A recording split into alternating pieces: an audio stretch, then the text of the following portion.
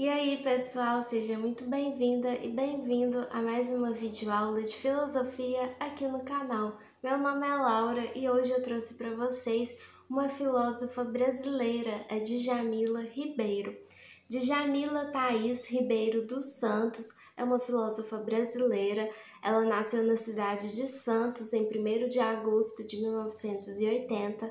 Ela é colunista do jornal Folha de São Paulo e ela já ganhou o prêmio Jabuti na categoria Ensaios em Ciências Humanas.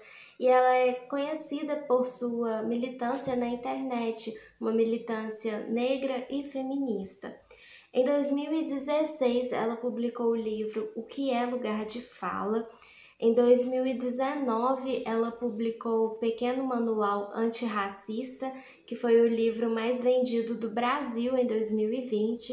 Também em 2019, ela publicou Lugar de Fala, que faz parte de uma coleção que ela mesma coordena, uma coleção de 15 livros, se não me engano, de escritores negros, indígenas, de mulheres. Então, é uma coleção muito interessante e essa obra Lugar de Fala é que começa essa coleção, é o primeiro livro dessa coleção que inicia, né? Essa coleção que ela mesma coordena. E por último, em 2021, ela publicou Cartas para Minha Avó. A Djamila Ribeiro, ela tá na lista da BBC, ela tá na lista das 100 mulheres mais influentes e inspiradoras do mundo. E ano passado, em 2022, ela se tornou membro da Academia Paulista de Letras.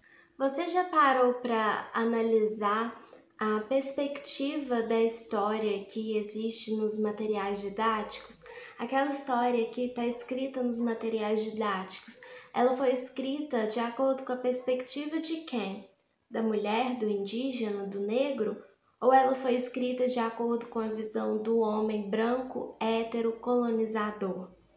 Nas suas aulas de literatura, seu professor ou sua professora, ela explica obras feitas por mulheres, por negros, por quilombolas, por indígenas?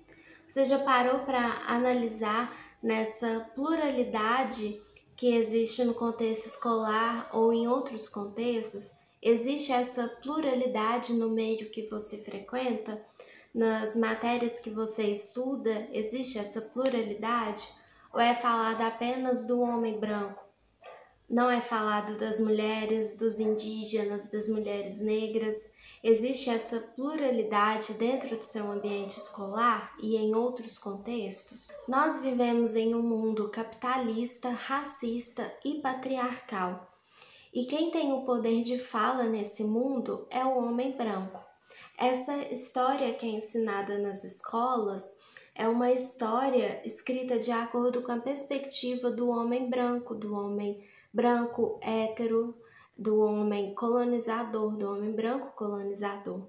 E quando eu transmito apenas essa perspectiva, apenas essa visão, apenas essa trajetória da história, eu não estou contribuindo para a construção de uma história plural, de uma diversidade na história. Quando eu transmito apenas essa história, essa visão da história do homem branco, eu estou construindo uma história única, sem pluralidade, que silencia, que exclui, que apaga da história as mulheres, os quilombolas, os caiçaras, os indígenas, os negros, todas essas outras parcelas da sociedade. Antes de pensar nessa questão da pluralidade da escrita da história, vamos pensar nessa questão do silêncio.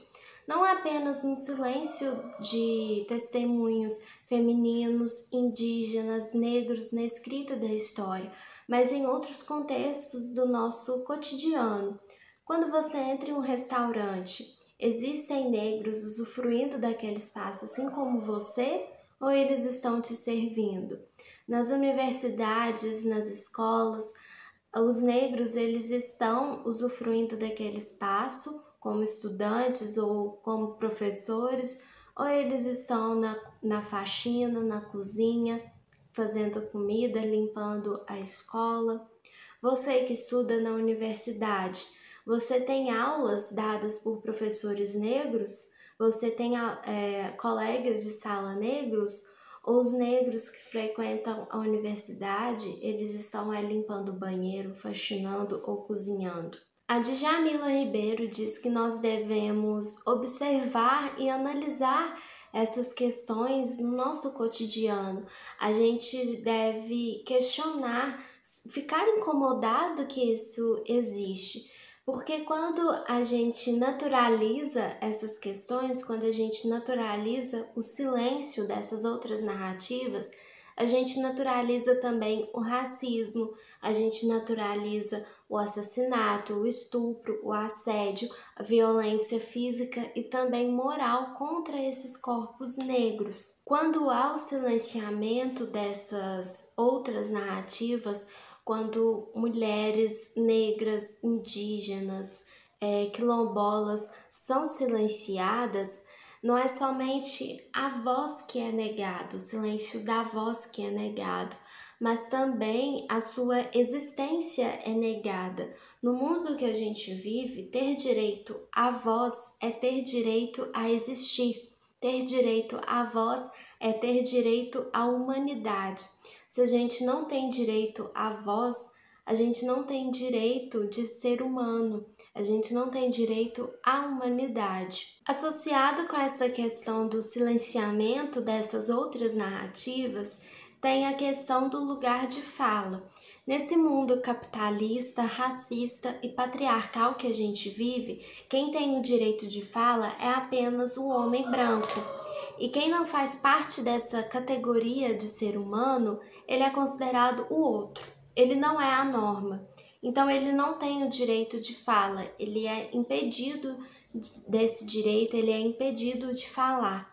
E esse direito à fala não é apenas nesse sentido de emitir sons, de emitir palavras, mas também no sentido de existir, no sentido de ter uma posição social, uma posição de poder, um sentido de direito de fala, de posicionamento social, de um direito de fala que também é existencial. A filósofa Djamila Ribeiro, ela vai explicar para a gente que lugar de fala não é representatividade. Lugar de fala e representatividade são conceitos diferentes. E quando a gente confunde essas ideias, esses conceitos, cria-se aquele pensamento de que somente negros podem falar do racismo e somente mulheres podem falar do machismo, por exemplo. E não é isso.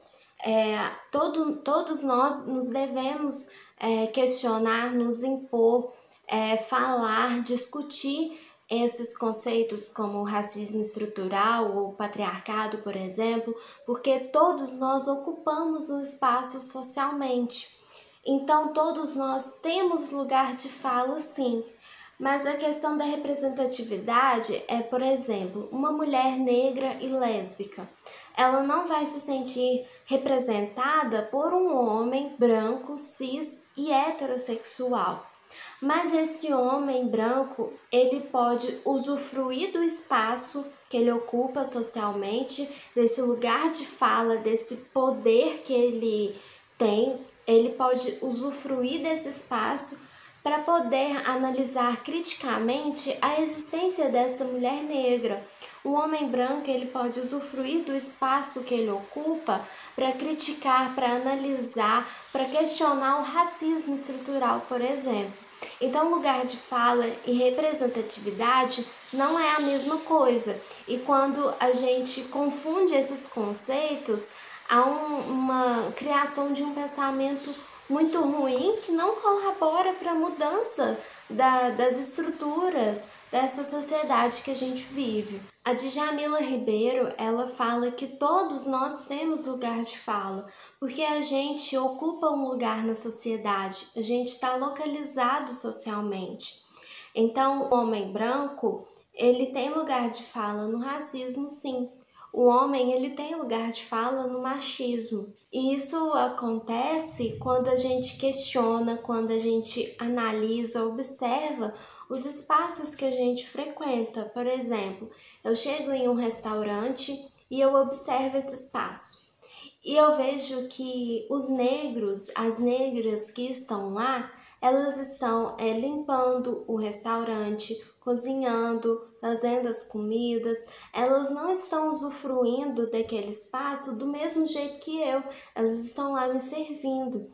E quando eu analiso isso, fico incomodada com isso, eu me responsabilizo por isso, por essa estrutura.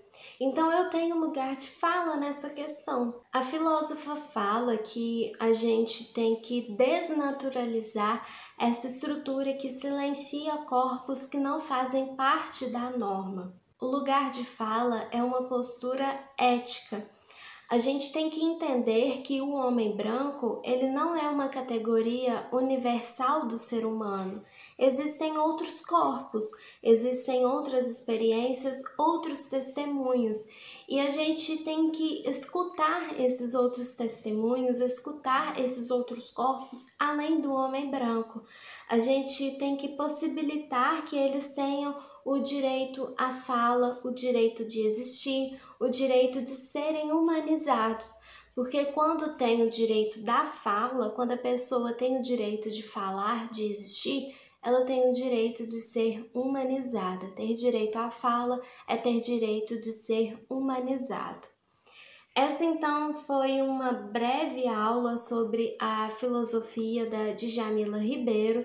Espero que tenham gostado. Não esqueça de comprar os livros que estão na descrição. Quando você compra esses livros, você está ajudando o canal a crescer.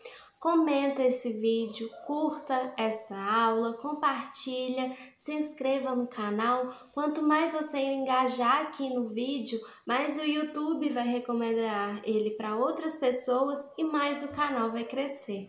Espero que tenham gostado da videoaula de filosofia de hoje. Bons estudos e vejo vocês terça-feira que vem para mais uma videoaula. Até mais!